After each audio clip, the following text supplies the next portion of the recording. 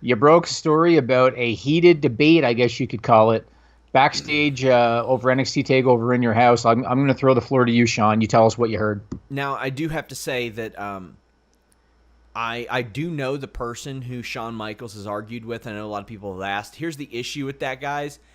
I cannot reveal that because I couldn't get anybody to go on the record about that. Like, even if people tell me things anonymously, if they tell me things off the record, I can't go forward with that.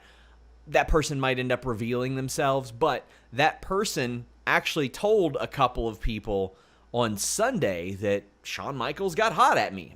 Me being the person, not me in particular.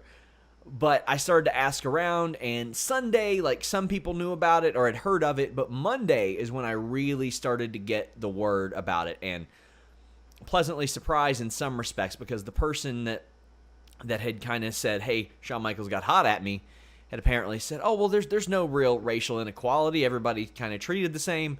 And Shawn Michaels, you know, the lifelong Texan, was like, no, it doesn't work like that. There's a lot of systematic racism and inequality and a lot of justice not being served in the proper way.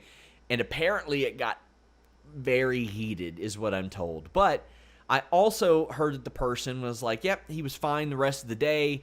He was okay to work with, all that good stuff. Now, I didn't talk to either one of them. This was all hearsay, but it's hearsay from one of the people that was involved in the conversation.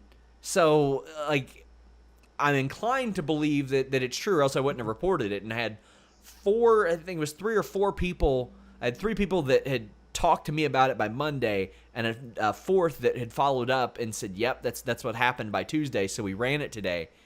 Good for Shawn Michaels. I'm told it was uncharacteristic of him, Jimmy, because apparently he's pretty calm and collected and quiet at these shows. Right. So Shawn's source is Vince McMahon. Yeah. Shawn's got a direct line to him, and boy, did Shawn Michaels ever tear a strip off old Vince. Yes. Good for you, yes, Shawn Michaels. That's what it was. It was Vince McMahon specifically. Somebody will report that I said Of course I'm kidding, because someone's going to report it. Yeah, I'm kidding.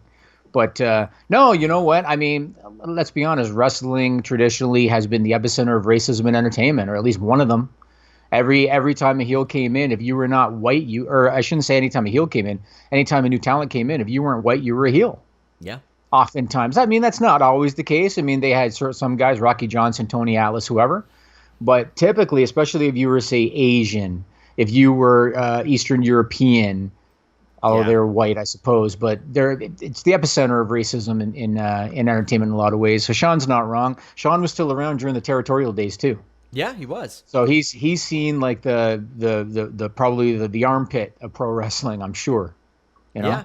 And the thing is, like, I had a lot of other wrestlers that reached out and they said, was this the person that Shawn argued with? And yeah, it was pretty much all who everybody suspected. And a lot of people were like, yeah, it is uncharacteristic of Shawn to really speak out like that today, but a lot of people were very proud and happy that he was willing to do that. So I'm probably going to have more on stuff like this from In Your House Weekend, but I got to be careful of things like that, because there is some things that get lost in translation and misinformation and all that stuff. But when the person who was, I don't know if it's being yelled at, was telling people, yeah, he got hot at me. And apparently it was fine after that, from what that person was telling wrestlers and other people. But I don't know. I guess we'll find out.